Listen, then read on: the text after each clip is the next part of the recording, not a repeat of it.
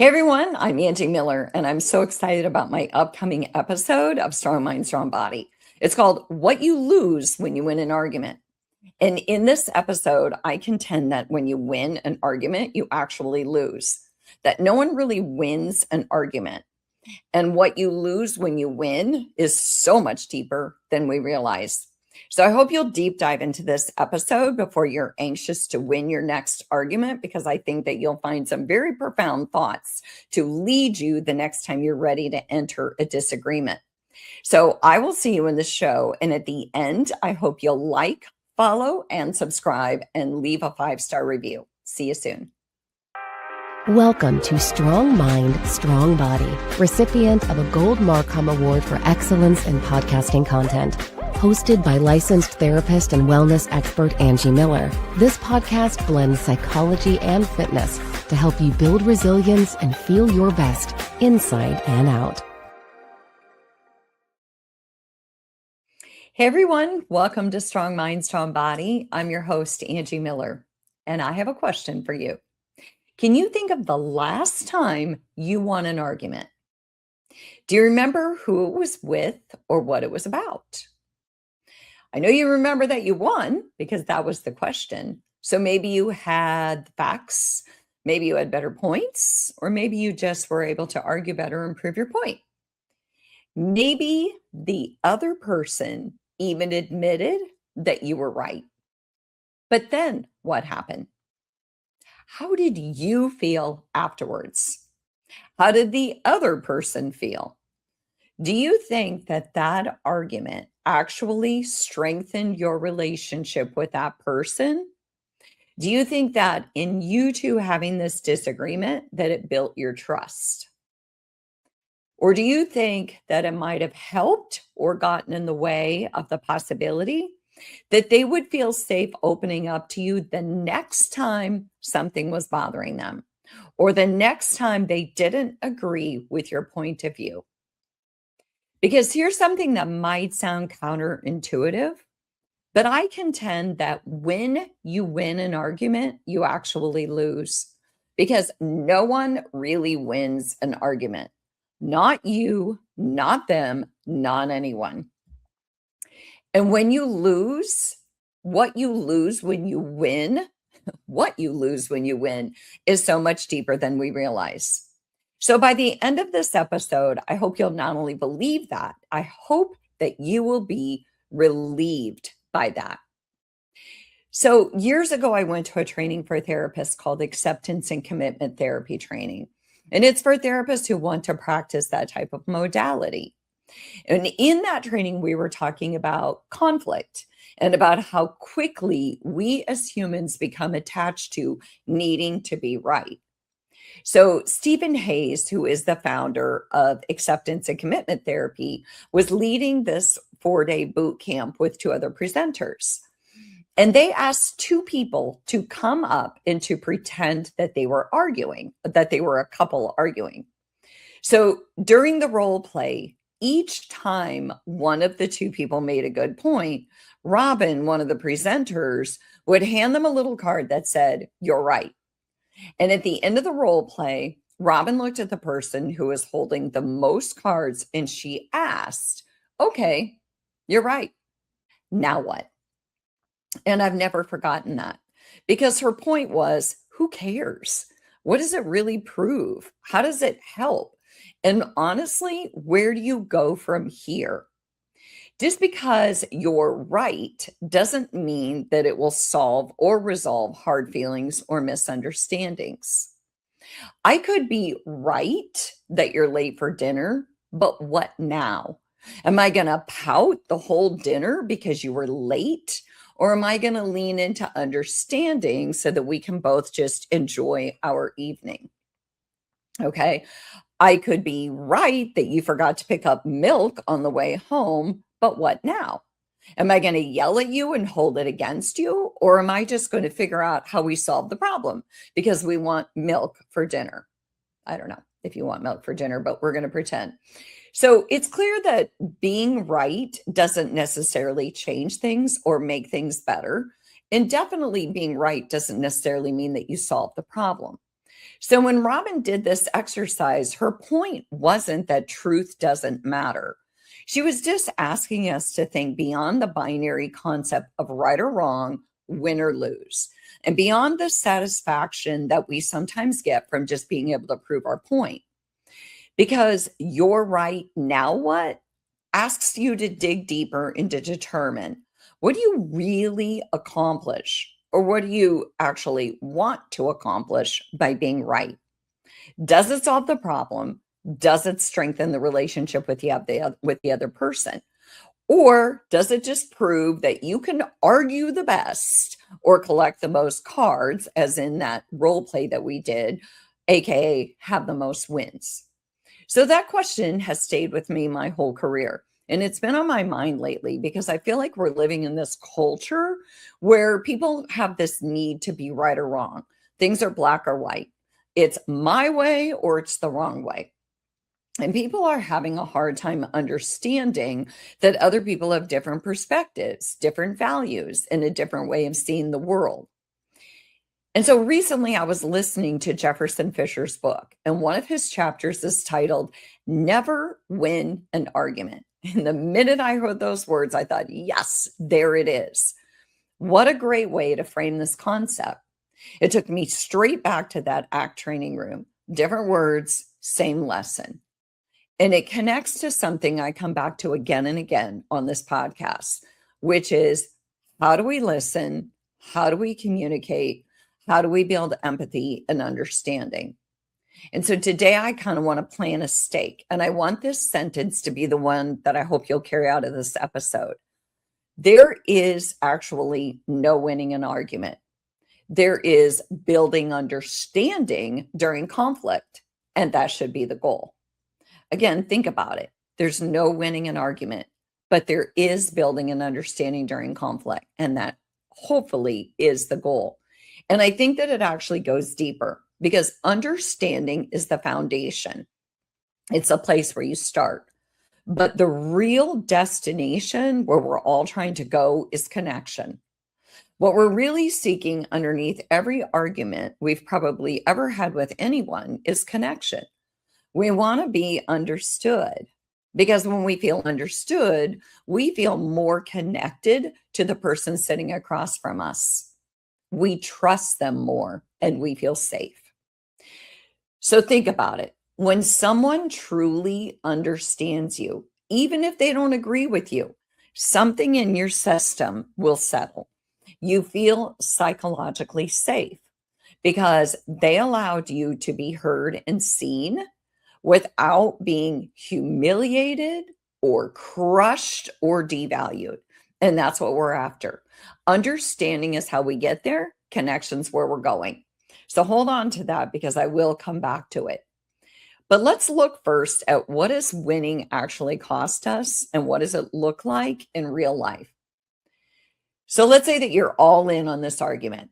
You're angry. Your nervous system is on high alert. You're locked in, and that probably means you're super defensive. You are not going to back down. And this is where the mind-body connection comes in. The moment you get defensive, your brain changes. It changes jobs, so to speak.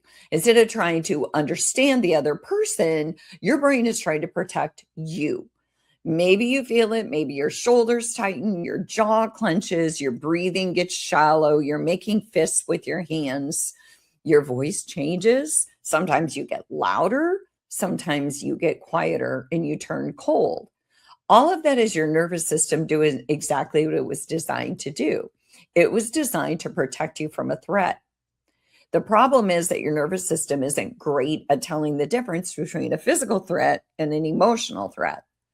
If we feel criticized, judged, or misunderstood, our body is going to react the same way as if our safety is at risk, right? Our true safety. And when that happens, our thinking part of our brain goes offline, right? It's like our brain takes a back seat and the protective part grabs the wheel. So at that point, guess what? When you go into that mode, when your brain goes offline, you're not listening, you're just surviving. And I've been there too, where I'm in it to win it, where I'm angry and I'm getting super defensive And for me, usually when this happens, because I feel like it takes a lot to get me there, but when this happens, it's usually when somebody comes in really hot. And when they come in really hot, I immediately go into fight or flight. My heart starts racing and I start getting super, worked up and concerned. And I'm either going to fight back or I'm going to freeze. So initially, I'll usually start by trying to hold my own. But inevitably, for me personally, I end up backing down and deciding that getting crushed isn't worth it. I know at that point, this person's not going to hear me. They have already shut down. Their goal is to win. They want to eviscerate me. And at that point, my emotional center just goes into self-protection. And somewhere deep inside me, it's like I say to myself, you know what, Angie, it's not worth it. I need to salvage my self-respect, stop biting the hook, and walk away with my dignity intact. Just let them be right. And notice that that's not the same thing as me being crushed into silence. It's a choice. There's a difference between me shutting down because someone defeated me and me stepping back because I just refuse to play the game where no one's going to win. But here's the sad part, right? This is what's so important. Either way, the conversation's over. The connection didn't happen, which is exactly the point of this whole episode. When one person argues to win, both people are going to walk away with less. And honestly, that's the best case version. The one where somebody has the presence of mind, the one where somebody is emotionally regulated enough to step back. Because more often than not, no one steps back, neither party. And the argument just escalates. And then there's raised voices and there's doors slamming until the other person is just finally like, I tap out. They decide it's not worth it. They decide that you're not worth the energy it takes to convince you to see things differently and to consider another perspective. So guess what? Conversation over. You won. But did you? What did you actually get? So what you probably got was a person who feels defeated, who is full of resentment. And then what? You gloat? You feel great because you made them feel terrible? Or, they leave feeling so frustrated because you didn't value their opinion or their perspective? I don't think that's winning. Because here's the truth about when we get defensive or when we encounter really defensive people. Defensiveness doesn't just end the argument. Defensive people, they don't actually win. Defensiveness just really teaches you or I on the receiving end a lesson. We just learn that there's no point in sharing an opinion that's different from theirs because we know they won't listen. We know they're locked into their own ways and they aren't open to seeing things differently. And who wants to build connection with somebody who's super defensive? It's exhausting. In fact, some people will get so defensive, they'll hang up the phone when they don't like what you're saying, or they'll raise their voice to overpower you or dominate the conversation. Maybe you don't do that, but if you've had it done to you, oh my gosh, it feels absolutely awful. I don't think there's anything worse than being hung up on. Okay, because it makes you feel powerless, not to mention infuriated, maybe disheartened, because the other person just took total control of the situation and manipulated you because they cut off your voice.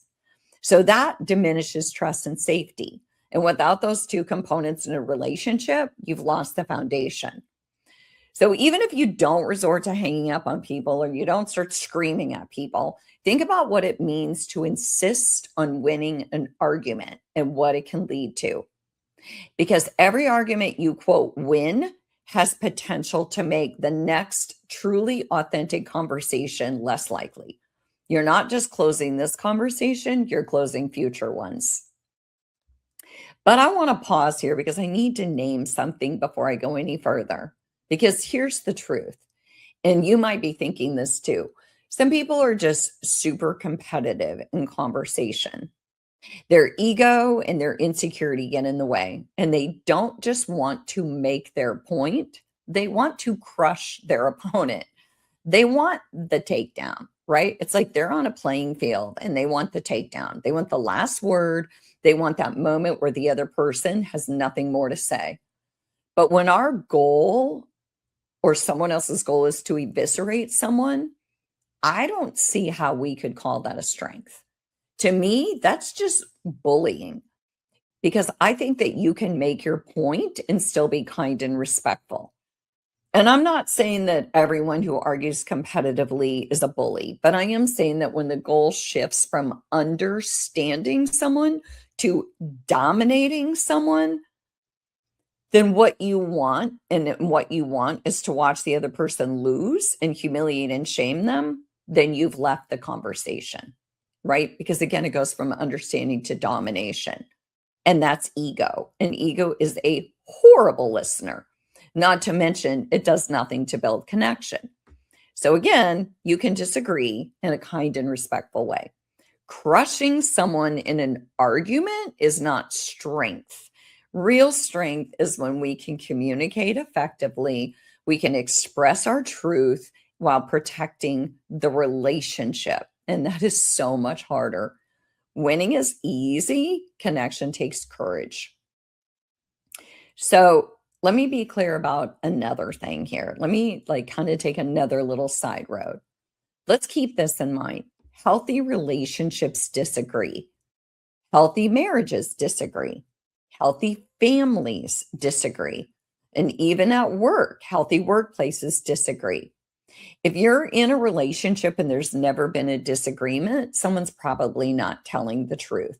Someone's holding back. And my guess is, I'm going to guess they're holding resentment because for some reason, somewhere along the way, they learned that it's not safe to tell their truth.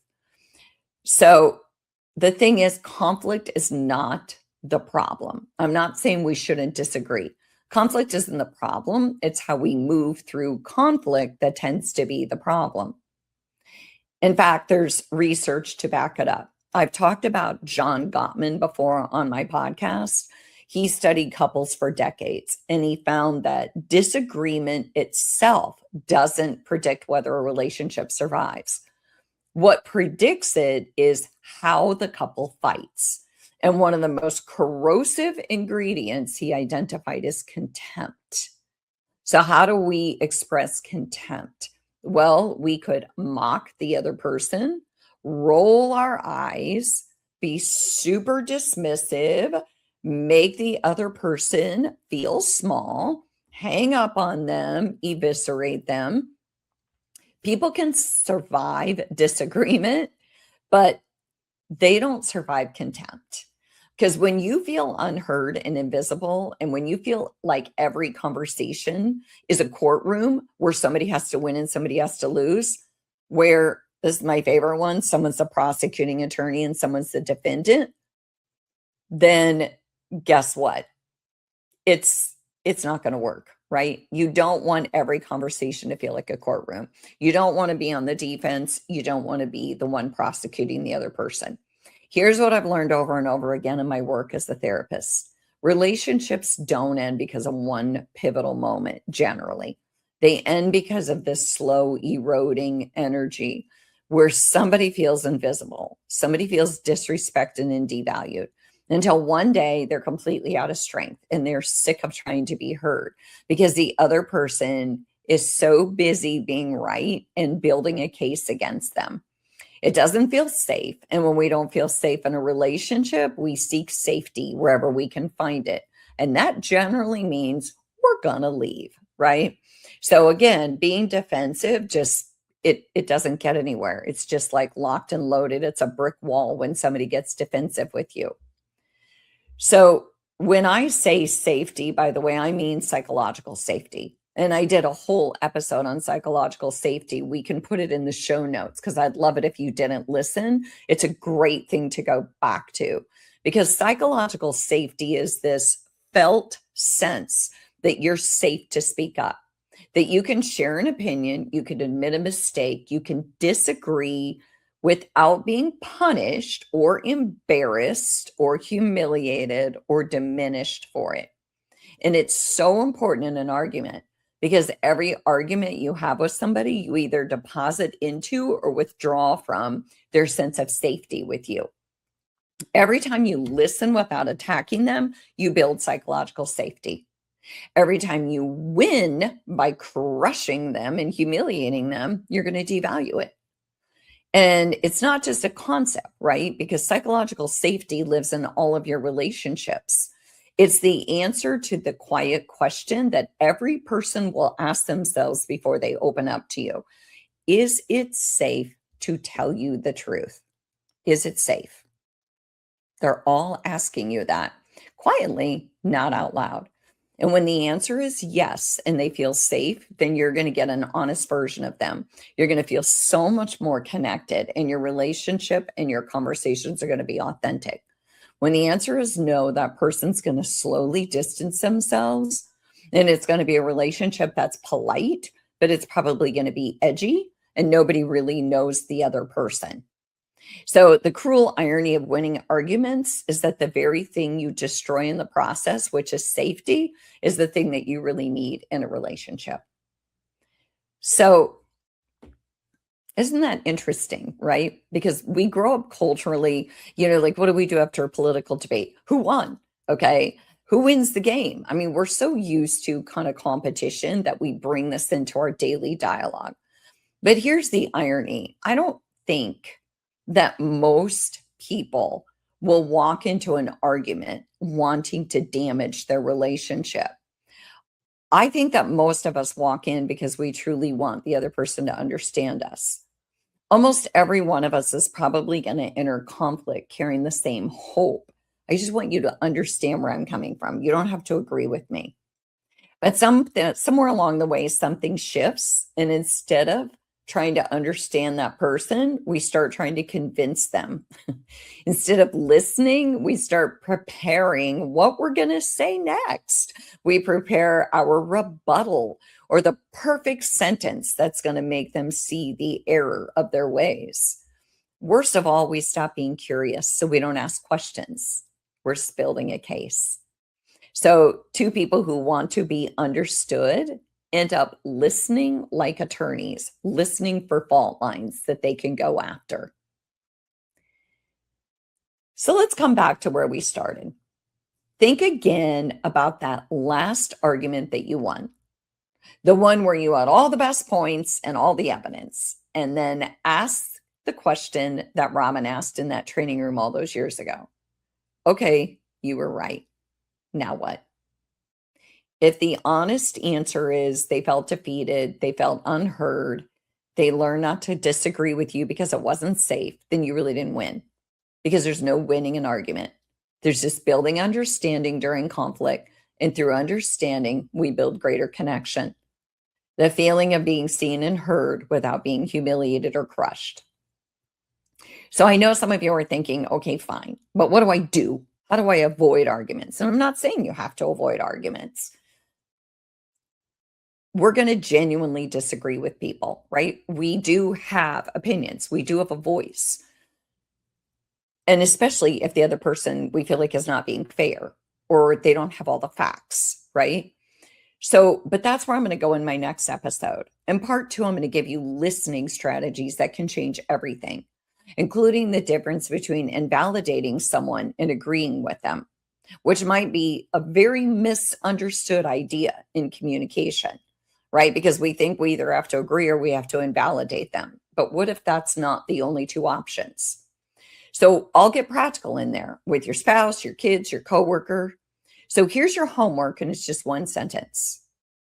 The next time you disagree with someone, do you think you can challenge yourself to have something to learn, not to prove?